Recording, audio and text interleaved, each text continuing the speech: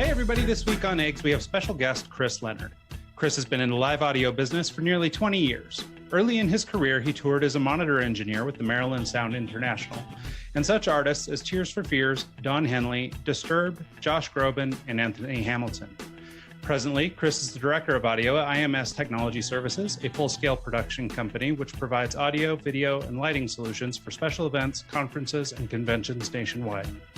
Chris and his team have provided technical support for some of the largest events around, including Philadelphia Eagles Super Bowl Victory Parade in 2018, which saw more than 800,000 people in attendance, and the last 4 presidential inaugurations. Joining us to talk about getting his start in the audio business, what it's like to run the largest stages in the world, what the future holds for the live entertainment industry, and so much more, please welcome to the show, Chris Leonard. How are you, Chris? Hey, man. How's it going? Doing very well. Thanks for joining us. Yeah, I'm happy to be here. Really appreciate your time. Can you give us kind of a brief overview how you got into it? I saw some pictures with you and your dad back in the day doing some mixing on your website, and he looks like it was kind of fun to grow up working with him. Can you talk about that? Yeah, for sure. Yeah, so I mean, the joke I typically have is that I've been gigging since I could walk, or doing sound since I could walk, and it's not far from the truth. My dad did the whole like bar band, cover band scene when he was in college. And then when I came around, he was doing stuff like in our local church, and some local bands and stuff. So every weekend I was putting gear in the back of a station wagon, going to coffee houses, VFW halls, bike rallies, and doing shows. And so, yeah, so it's been kind of in my blood and part of me ever since I was a kid. Yeah. So that's a pretty early start. When did you get like your first solid gig? Like what was your weekly? Yeah, I mean, technically through high school, I was working through my buddy's band. It's funny. It's like a second generation thing. So the keyboard player in the band that my dad worked with, his son was same age as me. We're like a few months apart. And so we grew up together. And then once, he came around to high school, he started doing the band thing. I started doing sound for him. We're going around doing gigs, through the different iterations of bands he had. I helped him record some of his albums. So, I mean, I was technically getting paid as early as high school to do this. And there was a local production company that my dad and I helped out as well in town. We would do, some low level, Christian market scenes that would come around town, some like the colleges and universities or churches and stuff, some small festivals. So it's I don't know, a year, I don't know, middle school, high school, probably first paying gig. That's pretty awesome. Did you have any like bar gigs or anything before you went from, working with your dad to doing in-ear monitors for, artists like Josh Groban? Yeah. So, I mean, the high school stuff was your typical, my buddy's band was small stuff, and then I went to school for sound. High school didn't go so well for me. And so, I technically a dropout of high school. I was going to be probably 21 if I continued to stay in high school before I graduated. And so, I got out of school and I was like, what am I going to do with my life? I want to do this sound thing, but I wasn't really aware of what the industry held. Like, my dad always dreamed about like, go on the road and doing this thing, but I didn't really pay attention to what that was. So I was like, okay, well, maybe I got to go to school for this. And so I went to recording school, just like a year program, at night school type of thing. But that led me to get my first gig at Maryland Sound. Okay. So Maryland Sound is, one of the largest. Actually, at one point they were the largest company in the country, or probably even world. And then they've kind of diminished off their rock and roll. That was back in like the 80s that they were kind of the heyday. But certainly one of the bigger companies in the area. They're still around. They've been around since late 60s. So, I spent my first couple months there just what we call sweep land, which is basically you're sweeping the speakers, making sure they all work. You're cleaning cable, you're humping gear, that type of thing. And slowly progressed my way up into doing. So it wasn't like out of high school, all of a sudden I'm out mixing for Tears for Fears and Josh Groban.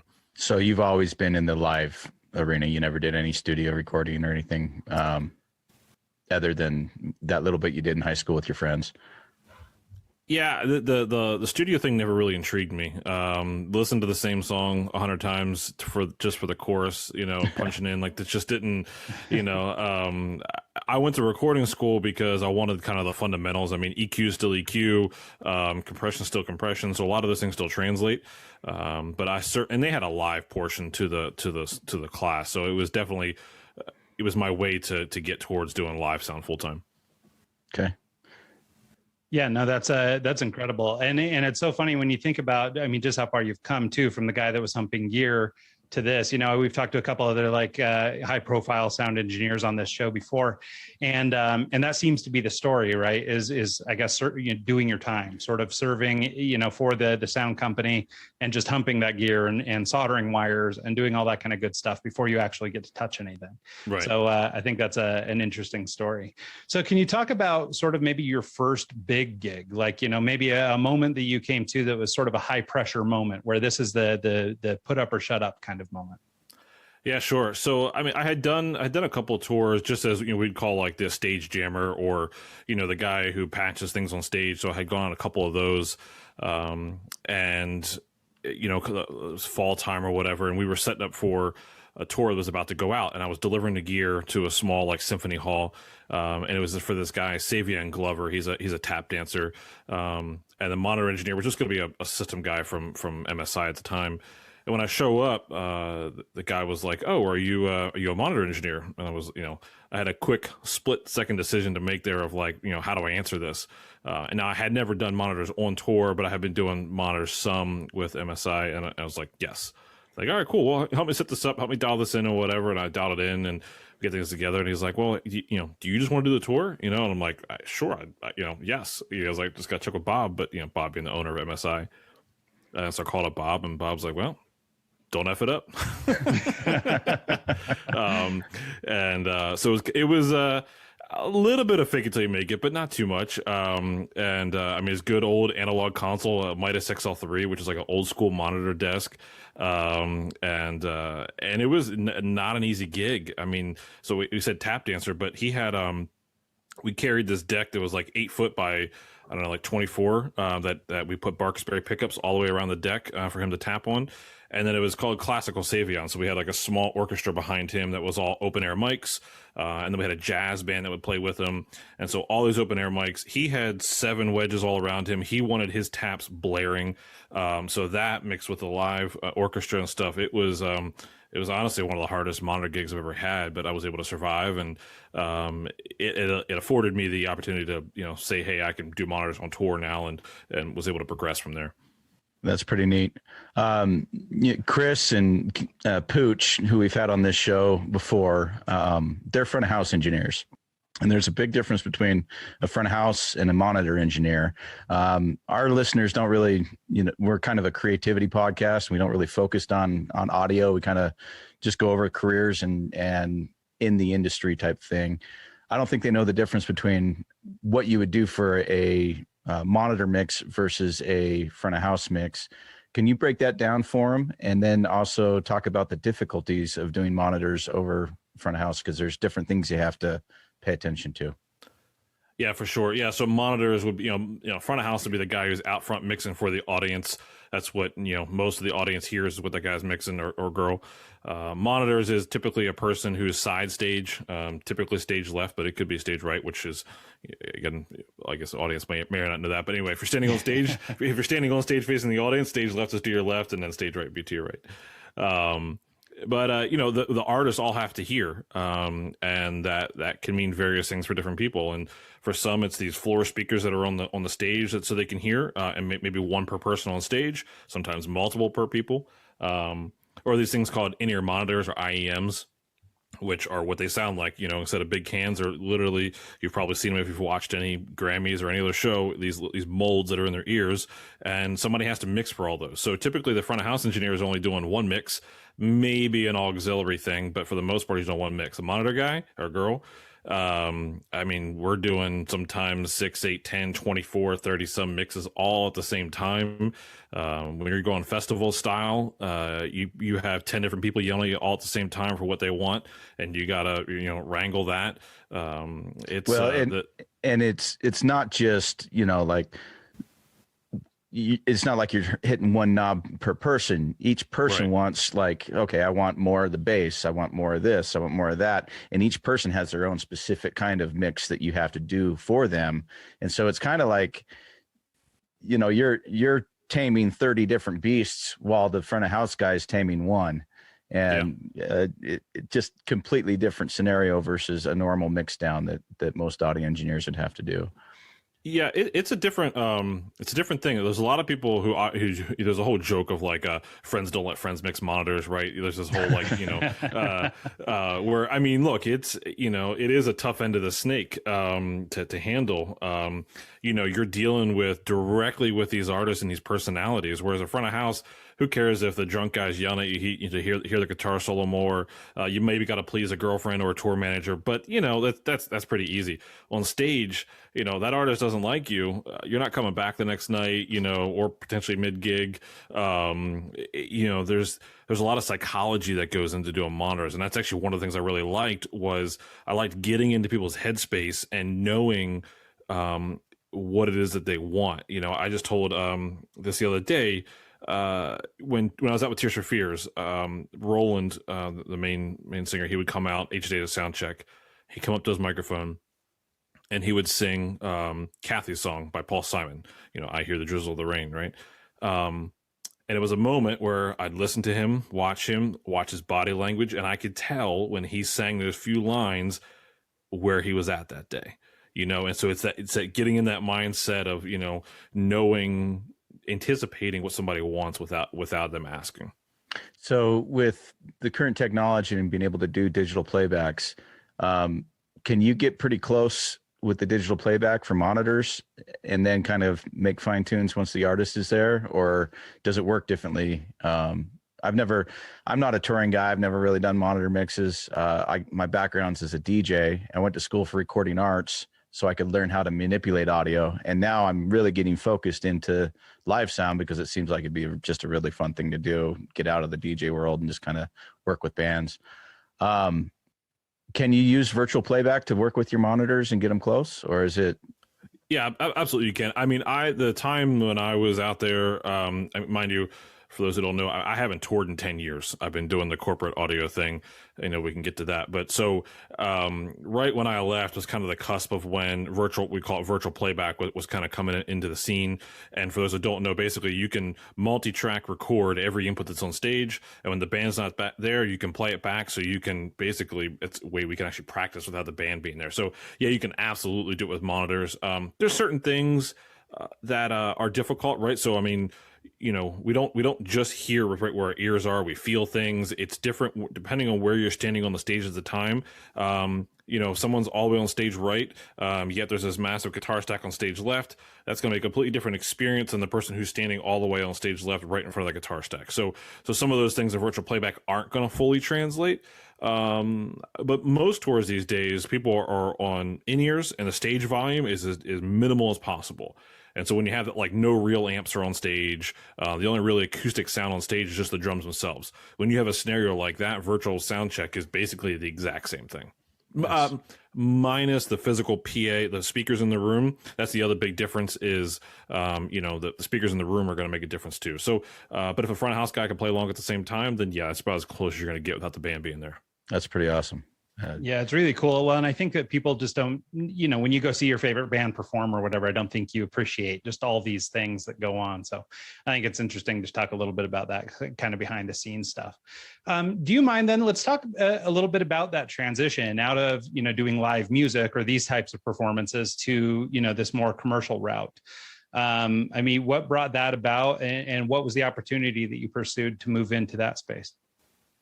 Yeah, so like many people who are touring, met my wife while on the road. Eventually had a baby, and the road life is not easy. It became a tough decision of wanting to be home more for my family. And so for those who don't know, when you're touring, the average decent tours, you're looking at 3, 4, 5 months sometimes at a time before you're home.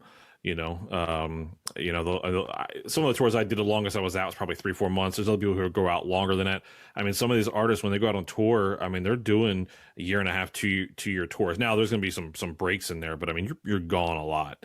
And that can be tough on the family life. So it was a tough choice to make, leaving behind what I had started to create. I wasn't in the touring industry too long, and by some people's tenure, I mean, I was only there for about 7 years. That's not that long, relatively. But I was able to accomplish a lot in a short amount of time. And it wasn't a career move. It was a life move, is what I kind of tell people. It wasn't like, hey, I'm going this way. And, because of a career, I've now been able to make a career for myself within the corporate world, but that wasn't the goal as a career move. Yeah. Well, and I think that's important to point out too, because I think there are a lot of people, I mean, sure, there are guys who can be sort of lifelong sound guys, but you're right that this, life on the road is challenging. It's a difficult life. I mean, we glamorize it in the sort of the media, or, when you hear people talking about it, it sounds sort of glamorous, but maybe it is for the guy that's, taking the, private jet from place to place, but for everybody else that's, straggling along and loading gear and sound checking and doing all this stuff. I mean, it's pretty tough work. And not to mention, as you said, when you sort of have a family back home or whatever, it can be a real challenge.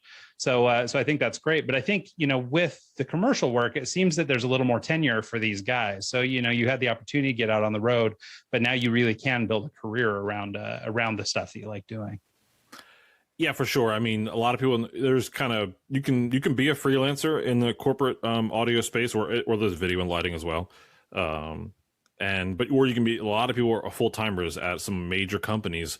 So there's 401k, there's health benefits, there's, job security, there's all those things that come along with from the corporate world that are nice to have for some people, and still working on some of the same gear. There's some people who work in the corporate world who are still doing, you do these large general sessions where, Don Henley's coming to play at your general session. You could still be doing corporate work and working at these A-level touring artists at times, or other times, it's 10 doctors on a panel talking about, ketosis and how that affects epilepsy. You know what I mean? So like, yeah. It's, I'm not going to lie, a lot of the corporate stuff isn't very glamorous in terms of, but I mean, we do some large shows that can be kind of fun, and you do like award shows where you get to do a lot of flash and trash with lights and loud music and stuff. So it's, it's just a different way of doing audio, but I mean, there's still, all the physics are still there, all the same gear.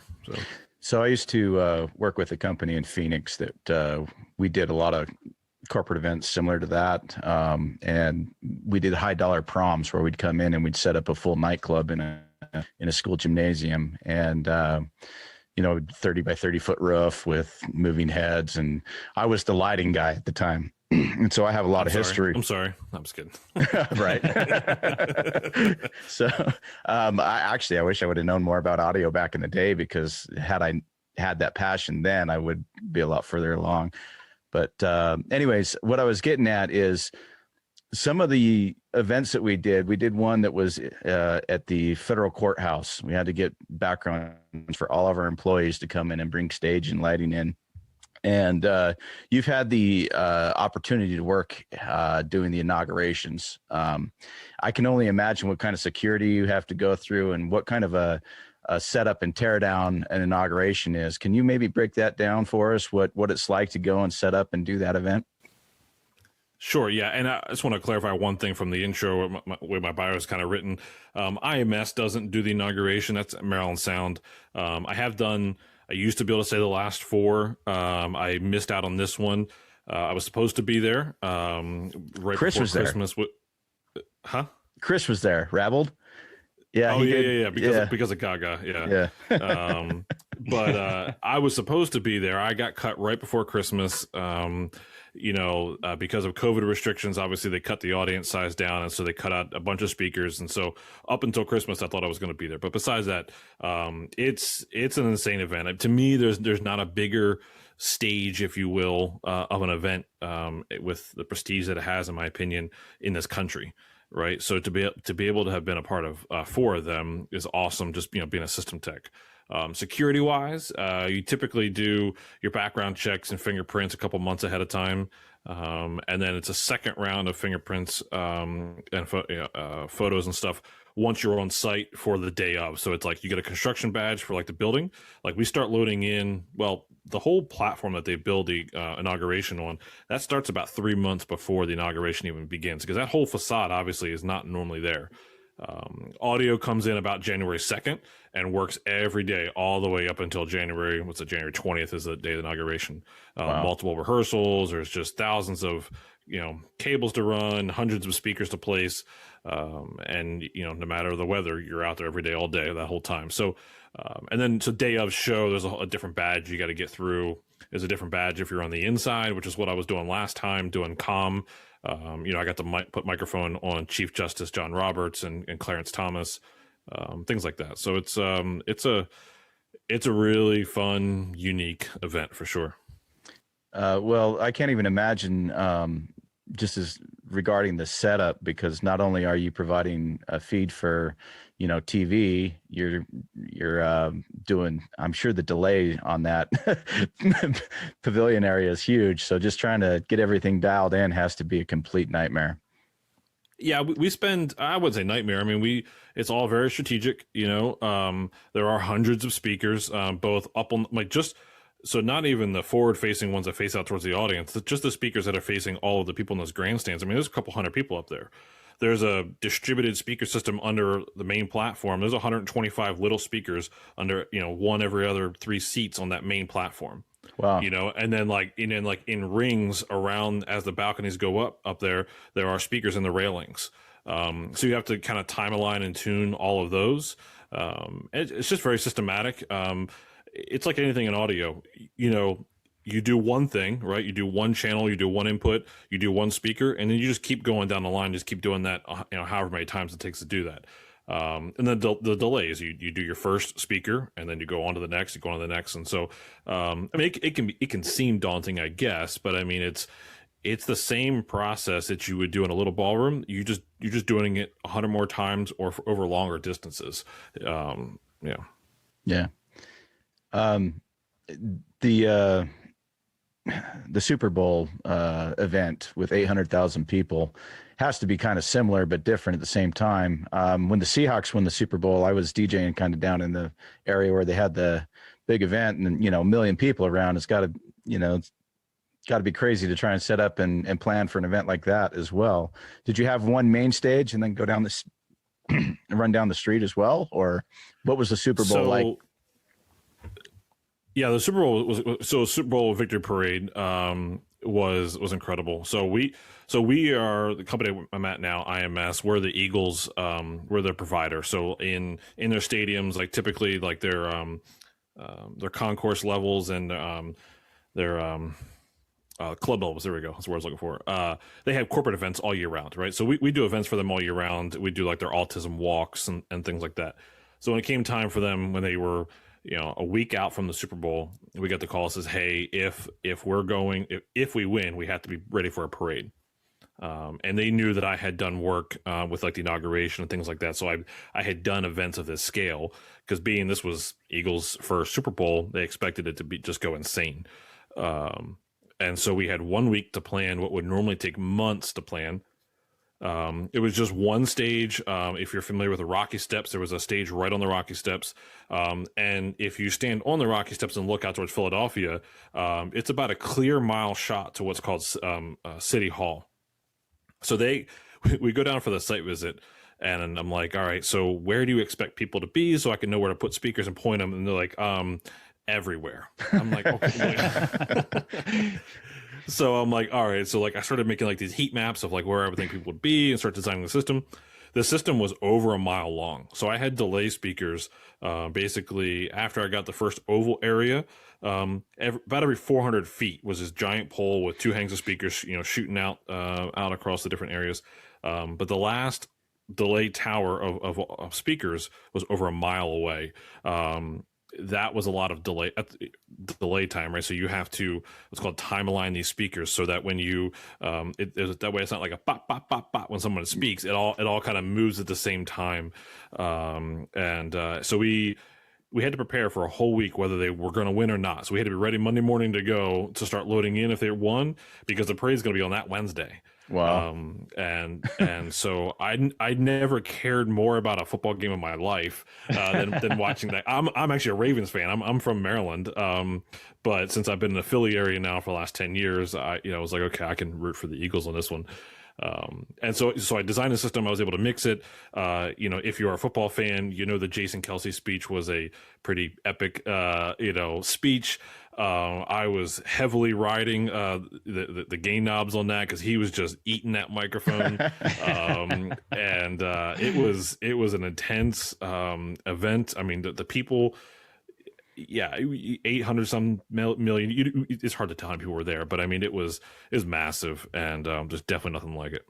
Well, so how does that work when you do have that much delay or that much ground to cover? Is it basically, I guess, opposite of delay? So the guy is speaking in real time and it's being transmitted, this full mile away, but it's got to hit the back people at the same time he says the thing. So is there a sort of a reverse delay where he's speaking and they're actually hearing it in the back first or something? How does that work?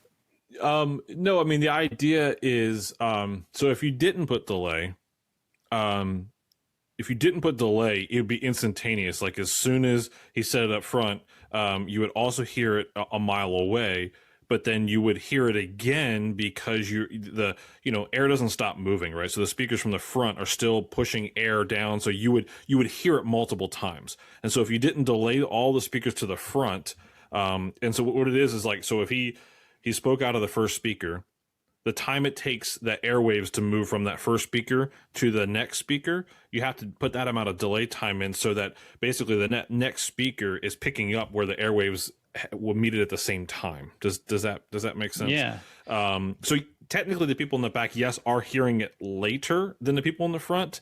However, if you didn't actually delay the speakers, you would hear multiple repeats of the same word. Got it.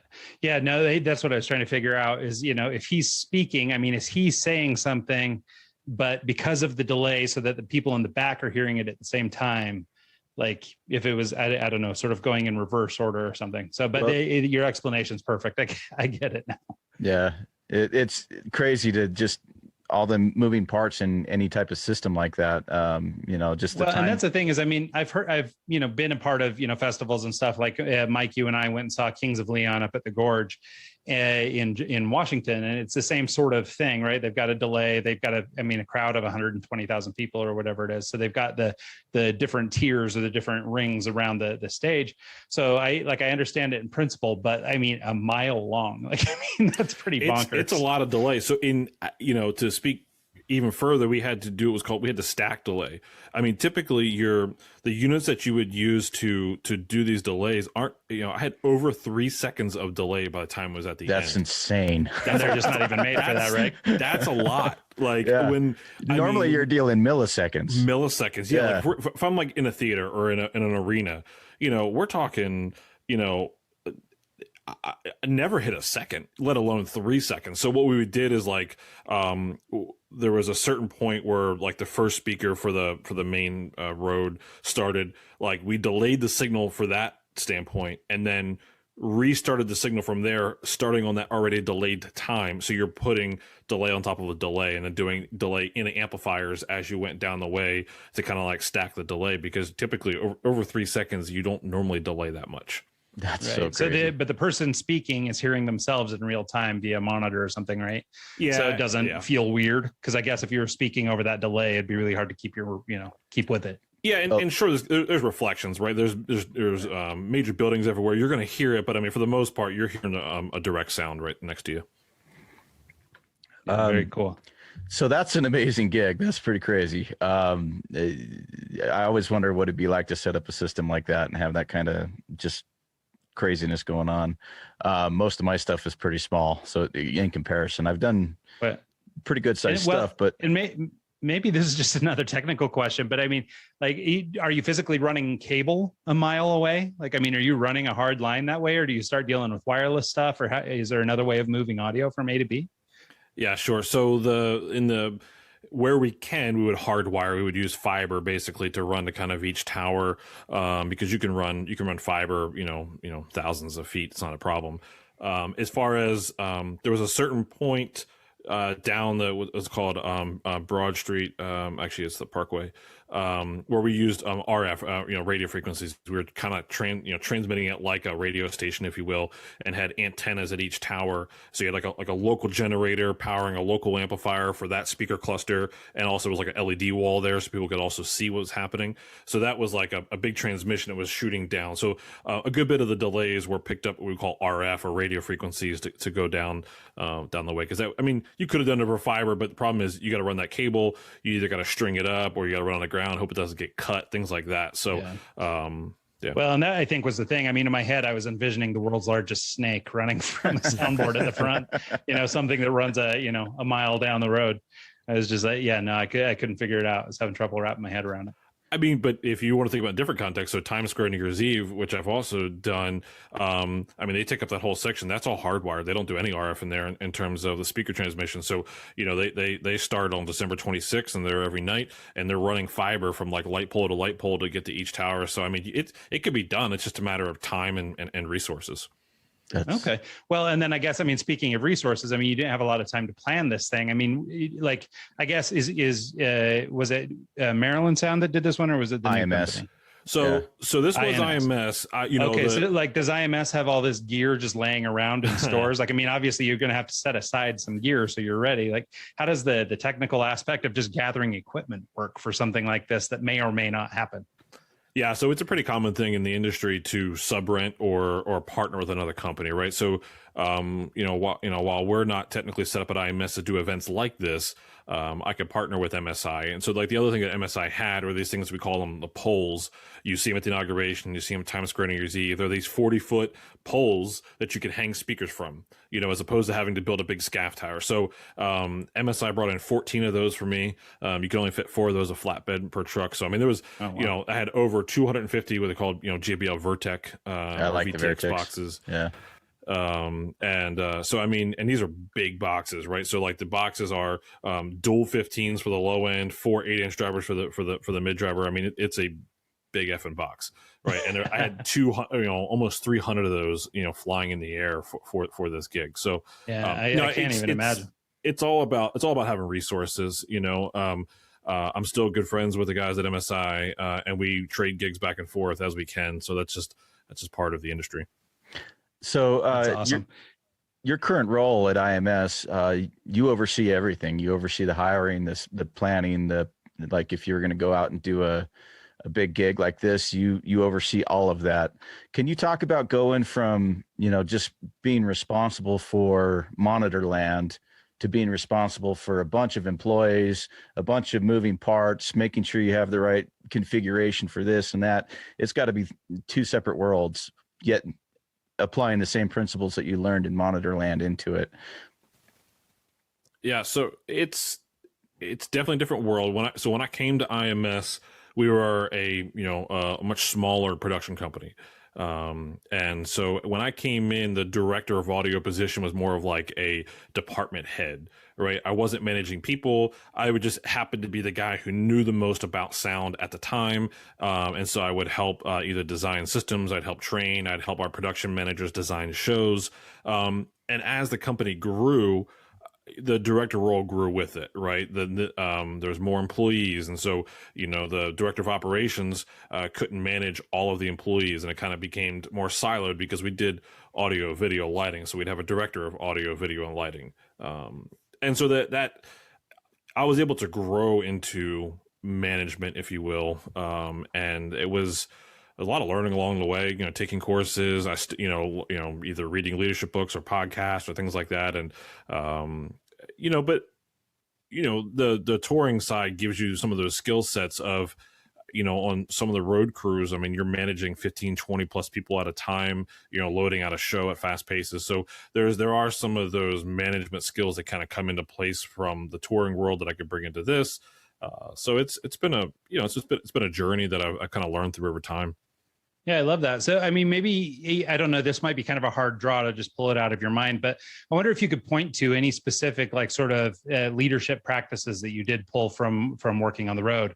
Because I think there's actually a pretty cool metaphor there that hadn't occurred to me before, but it's this idea that, how structured and rigid that production is, right? I mean, you've got to get in, out, everything has to be where it has to be. Like, I mean, it's a precision machine. And so, but I wonder, you mentioned having just kind of learned some characteristics while you were doing that. I wondered if you had some, I don't know, some fables or something you could share from your experience in leadership on the road, and how that prepared you for your post now. Sure. There's a couple things. And a lot of these things, it's you don't realize them until hindsight, or until you start to talk about things like this in terms of what was setting you up for this stuff. Like, for instance, when I was just working at Maryland Sound, in between tours, I would work as a local stagehand at the local arena. Sure, to pick up a few bucks, but really what I was trying to do is I was trying to learn from some of the other tours that were coming through. I was trying to see what it was like to be on the other side, right? Like, now, instead of me directing the stagehands, now I'm a stagehand. I'm taking direction from another person on tour. So I would try to, like, psychoanalyze, okay, well, how did they get me to get this task done? How did they communicate this? What worked well, what didn't work well? And then when I go back out on tour, I can, maybe, not be as much of an asshole. Or, this guy said, okay, hey, if you're done your task, you all come over here and you stand here at this corner of the stage until I come and get you, right? And so, little things like that. So and then from a monitor world, that psychology thing. So one of the things that I've learned through the years is I like to study people. Mm-hmm. And what I didn't know that was early on, but I know now, it's empathy. It's a word that I didn't know about until a few years ago, yet it was something I was learning and engaging in early on without knowing what the word was. And to me, management is all about empathy. Some people who are consider that a weakness. Maybe like some type A personalities consider empathy a weakness. I consider it the most valuable tool in terms of managing people, because if you can't relate with them and understand where they're coming from, you're never going to be able to be on the same wavelength with them. So coming up from being a tech through the years, now into some sort of management, I know where people are coming from. So I'm relatable in that sense. So I think it's one of those paths that you didn't necessarily see coming, but you look back now and you can kind of see the building blocks through the years of how it got there. Yeah. And I mean, like, this plays into stereotypes a little bit, but I mean, a lot of those road crews, I mean, people come from pretty diverse set of backgrounds, and there's a lot of tough life stories and great life stories and all kinds of things in those crowds. I mean, I spend a lot of time touring and managing bands. And, you meet a lot of these guys that are running the stage and everything, and they come from all points and all backgrounds, and not all of them are pretty. So to be able to empathize with those people, not only just from the day-to-day work stuff, but also the life stuff, be able to manage people that come from different backgrounds and things like that, I think is really critical. So I think that's a great point with empathy. Yeah. I also like how you brought up the, pulling from different people that you're working with, like trying to get their knowledge out of them so you can learn from that. I was listening to your episode with Ken Newman, and he was talking about his casino gig, having people coming through, and one particular sound guy would come through and make his sound system sound 100% better, whereas he thought he had it close, but this one guy knew about phase aligning or this or that, and he didn't know that yet, but he was able to pull that knowledge out of that person and apply it into his repertoire or his little tools. So I like that. And I think that's a great metaphor just for, business leadership in general. Being able to sort of lean on the people you work with, fill in those gaps, and being open to learning new ideas, because there are plenty of people who just don't give a rip. So while we were sort of talking stereotypes, so you're now into podcasting, you're well into podcasting, which, for me is kind of an interesting thing, just in that most sound guys aren't looking to be in front of the mic. And so I wonder if you wouldn't mind talking a little bit about just sort of the transition into podcasting, what fueled it, why you started doing it, and where you're at today. Yeah, sure. So I definitely didn't see the podcasting thing coming. That's for sure. It actually started because about 6 years ago, I got into this one podcast. It was early on, by a band that I liked, and I take it back. Actually, I didn't know the band at the time. So the band was Emery, and the podcast nice. is Bad Christian is the name of the podcast, which they're on over 500 episodes at this point. And I was early on, into them, and they had like this like fun beatbox thing at the front of their episodes early on. And so like I started like I would take all of their intros, and I made like here's the first 10 intros, and I put it like in the BC Club was like their Facebook group, and I put it in there, and they loved it. And so like the guys reached out to me like, hey, we want to do more stuff like that. And I'm like, yeah, sure. And so I started making promo clips for them, just because I was friends with them or fans of them, I should say. And they were like, hey, we're going to make a 100th episode. We have this spreadsheet of all of these clips. Can you download them, cut them up, and put it together and make the 100th episode? I was like, yeah, sure. So I made their 100th episode. And this was all just like free because I just enjoyed doing it. Then there were some guys who were in the BC Club who wanted to start their own podcast. And so I started working with them and just background stuff. I wasn't on the mic, just I was doing editing for them, graphic design. We built a website. We had 12 bloggers putting out 2 blogs a week. So I was doing like the graphic work for that. Like it's just all like, just fun, different creative outlets to kind of get my hands into. And then, I'm listening to this Signal to Noise podcast, happens to be an audio podcast. And I reached out to the guy, and I was, Michael Lawrence, who was the host. And I was like, hey, I like this. Maybe you should try doing X, Y, and Z. We got to talking a little bit more, and he's like, hey, do you just want to be on the podcast? And I'm like, yeah, sure. I love talking audio. And so this was in November of 19. And here we are, beginning of 21, we're coming up on our 100th episode, almost 150,000 downloads at this point. It's a lot of fun, to just sit here. We always say we would be having these conversations with the people we're having the conversation with, regardless whether people are going to listen to it or not. So the fact that people can be entertained or learn something on top of that is just added bonus. So I listened to one of the Signal to Noise episodes with Kyle Churnside, and he was the front of house engineer for Voy. And just going through that episode, he brought up a band that I haven't heard of in forever, and it's Norma Jean. Jean, yeah. No one probably knows who that is, but when I was working down in Phoenix, a bass player for a band that I worked with called Black Box Burning was huge fans of Norma Jean, and I haven't heard that since it's probably 15 years ago, and it's just really cool to hear those kind of stories and hear how the church shows and the fights in the parking lot and all the crazy stuff that you never really hear about unless you're there and you're a part of. And that's one thing that Signal to Noise podcast and How We Got Loud, you break down some stories of some really early tech and how things started and the people that the pioneers in the industry.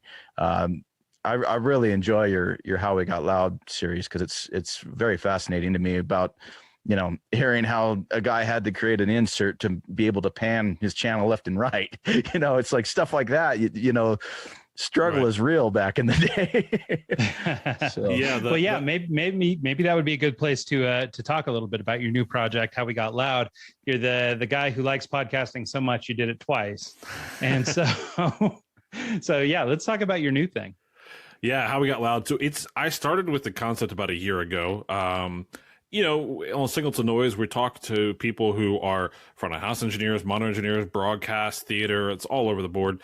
And some of the people we talk to are, like legends in the industry. And it's like, oh man, it would be kind of cool to kind of do a series on, some history of live sound stuff. And it just didn't, thought about it, this just didn't really fit the model of what we were doing, or didn't have the capacity to do it in what we were doing.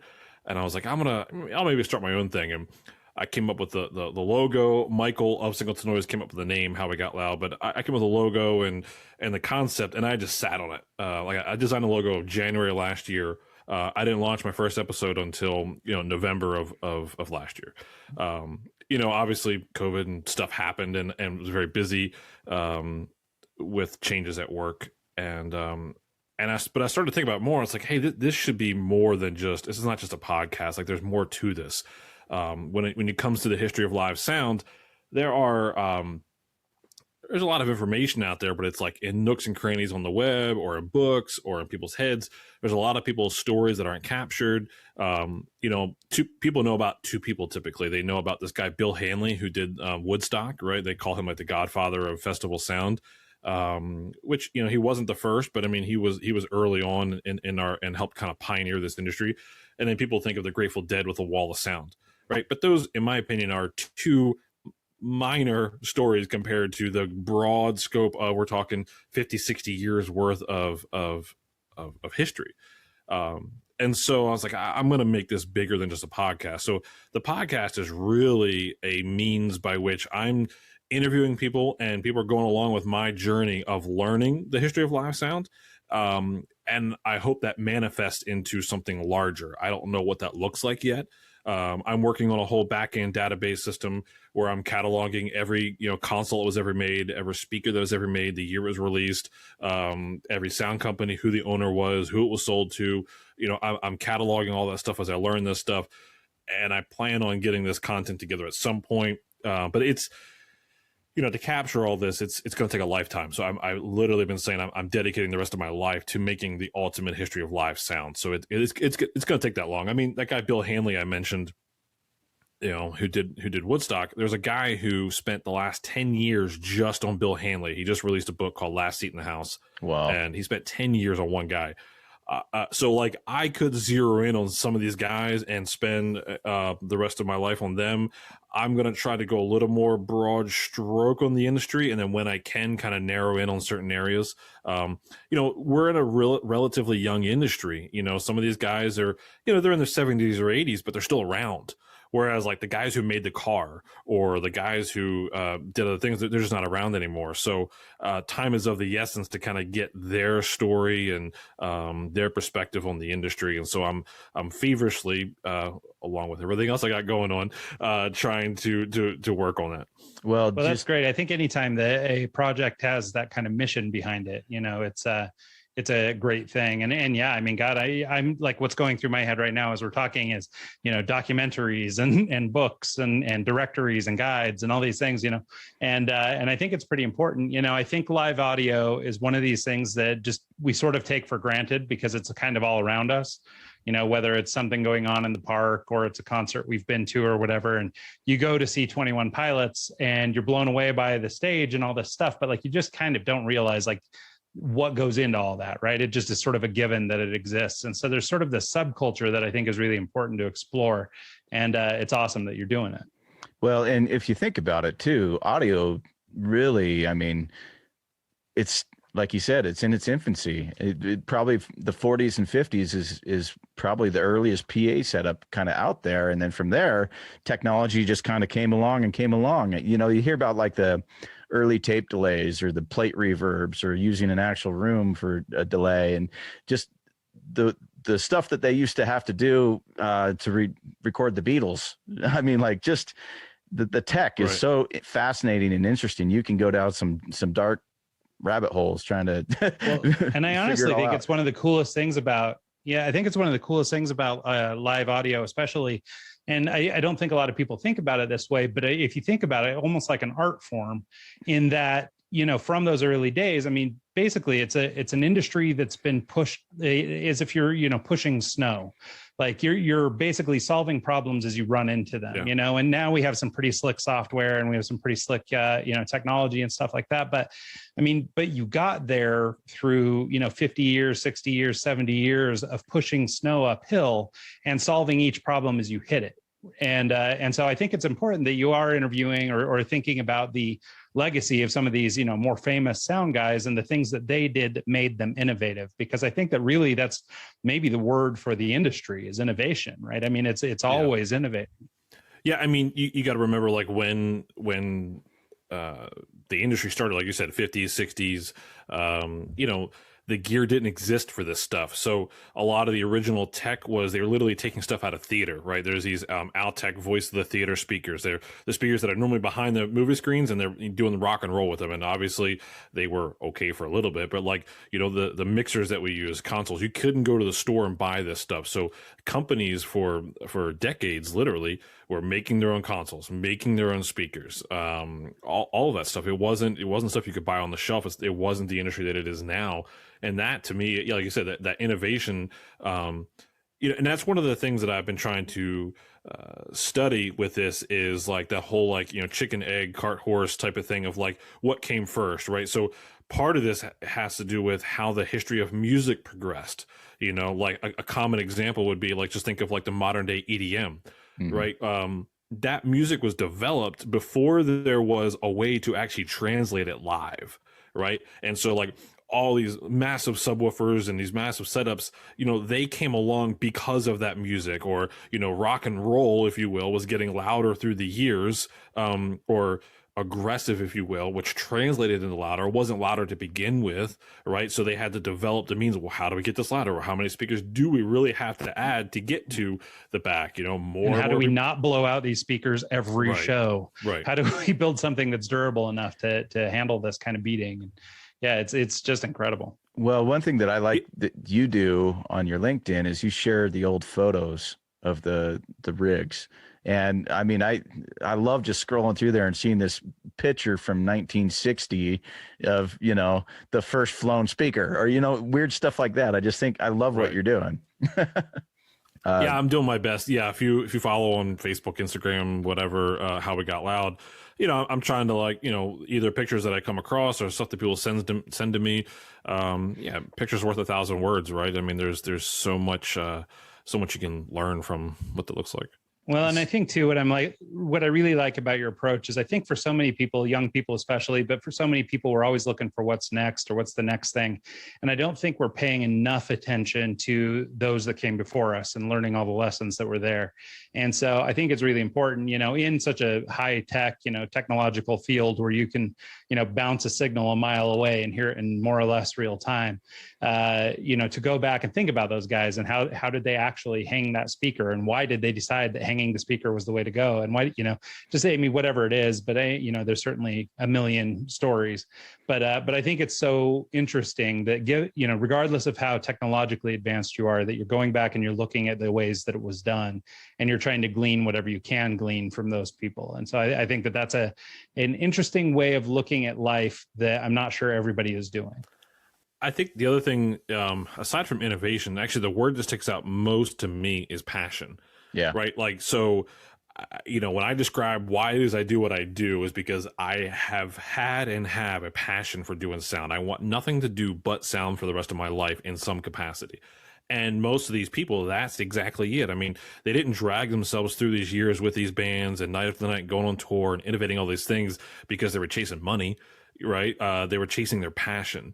And so resonating with that passion with these people, I mean, that's what I really try to pull out of people. It's like, well, what drove you to do this? And whether you were a failing musician, or you got drug into it or whatever, at a certain point, you know, the staying power was passion. It certainly wasn't money. I mean, yes, you can make a decent living in this industry, but, if you're here to, you know, if you're here to make money, you're solely, you're doing the wrong thing. There's a joke that kind of goes around actually, by, this old sound company. It's like, well, you know, how do you make $1 million with a sound company? You start out with 3, right? Because the investment it takes. I was going to say, sell your inventory. the investment it takes into these speakers, like when these guys would go on tour, the next biggest act to come around. You know, I've been talking to some of the guys at JBL, and you know, these people are dumping $40,000, $50,000, $60,000 worth of speakers at the start of a tour. And they're not going to make that on that tour, right? You know, it takes multiple tours and stuff to make that money back. The economic side of it is another thing I'm exploring because, yeah, if you looked at it on paper, it's like, this doesn't add up, you know? Yeah, I've been down that road. I can only imagine.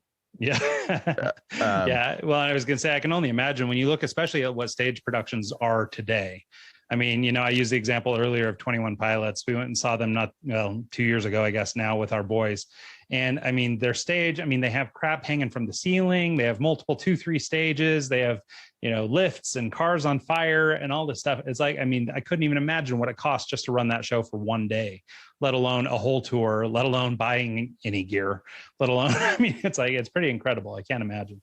Well, let me give you an example. The console that most tours are working with start typically in the $100,000 range just for the console. Yeah, it's so well, and that's crazy, right? I mean, I guess you do have to be a 21 Pilots to make any money on these things, because it's going to cost you $1 million a day to do your show, and you've got to make $5 million a day in ticket sales. Well, the 21 Pilots isn't buying the speakers to take on the road. Right. No, of course. But they're, even if they're just renting that gear, it's still incredibly expensive, I'm sure. Well, and I kind of went down the road of trying to do the corporate gigs and everything on my own. I bought 15 sticks of Tomcat truss with corner blocks and base plates, and started buying a bunch of moving heads and trying to get into this world. And right when I got to the point where I was like, oh yeah, it's going to be great, COVID hit. So all of my gear, I bought all this truss, all this lighting stuff, and it's just been sitting in storage for the last year and a half.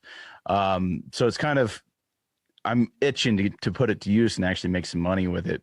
But can you talk to us a little bit about how COVID maybe affected IMS and their industry and how they kind of pivoted and shifted to accommodate for that? Yeah, for sure. It's been interesting. Fortunately, being in the corporate world, first off, yeah, I mean, for those who don't know, I mean, there are thousands of people who are still to this day without a job. Yep. Right. If you were anywhere remotely involved in entertainment, hospitality, whatever, I mean, you haven't worked in over a year now, or a year, and it's devastating. So when things first shut down, no one knew what was going to happen. Everybody was like, oh yeah, I think by fall live events will come back, or blah blah blah. But in the meantime, we had to generate revenue, and so the buzzwords of pivot was we had to do virtual meetings. What we do now is virtual meetings, which we were doing things like it before. In other words, like we were at a conference, you would standard webcasting would be you have the general session and you're broadcasting it to a player page so that people at home can kind of watch, right? And that's pretty basic. But when you're talking about taking an actual conference and bringing all of those, we call them callers in, right? So like we're on a Zoom call right now, bringing each of these video sources all into our video switcher, basically like a broadcast studio. We're creating TV, but for the corporate world. We do these things called PIPs, like picture in picture. That's where you put the different boxes across the screen. You're doing these lower thirds, like the name across the bottom, animation, video rolls, things like that. Everything you can to basically make a broadcast TV show, but for a corporate setting, whether it's a sales conference, whether it's a town hall meeting. So we definitely had to, and a lot of these processes are things that we hadn't done before. So you're learning as you're going, you're trying to figure out how much you can actually charge for these things, building these studios. And a lot of it is companies would build the studios out of what gear they actually had on hand. No one's going to have any money to go out and buy maybe the right gear for the job. You're using the video switchers you had, which may not be set up right for the right type of signals to do these types of things. So we were fortunate and able to kind of scale up. We have 4 what we call full-on studios, where it's like to speak specifically like a Barco E2 or Barco S3, where you can do multiple layers of switching and stuff. And a typical show, if you will, has maybe 4 or 5 people running it: audio person, a video person, a webcaster, all those things. But we definitely we had to go through layoffs, significant layoffs, significant furloughs. Fortunately, we were able to bring a bunch of techs back. I've lost almost my whole team around me in terms of, I'm the director of audio. We had a director of lighting, video, 2 labor coordinators. They're all gone. So for the last year, I've been doing the job of all 4 of them and myself. So I've been doing the job of 5 people for the last year to kind of make ends meet at the company. I lost techs that worked under me. It's been a struggle. I mean, we've been able to kind of survive. That's the name of the word, right? Name of the game is survival, and we're surviving.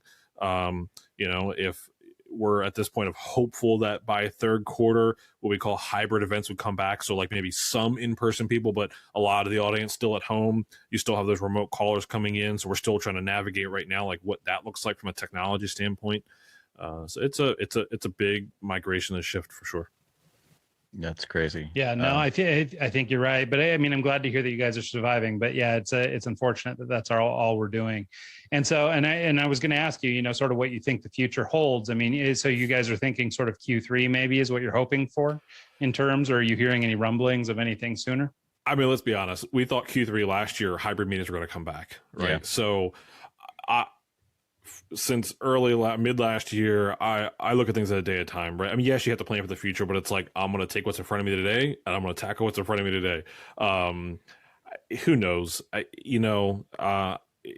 Obviously the vaccine rollout, all these things are all big rabbit trails of who knows how well they're going to go, the COVID variants. So I don't like to talk in terms of predicting because we were wrong a year ago. We're going to be wrong again.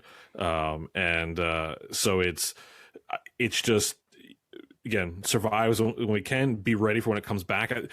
For a lot of people in this industry, I think the hardest thing is going to be being at your game that you were a year ago. Yeah. Whenever things come back, right? People in our industry has been amazing in that we've spent all this time, all this downtime. The amount of resources that have come out from a training standpoint in the last year is insane. However, I'm telling you right now, any videos you watch 6, 8 months, I don't care, 3 months ago, you don't remember that stuff.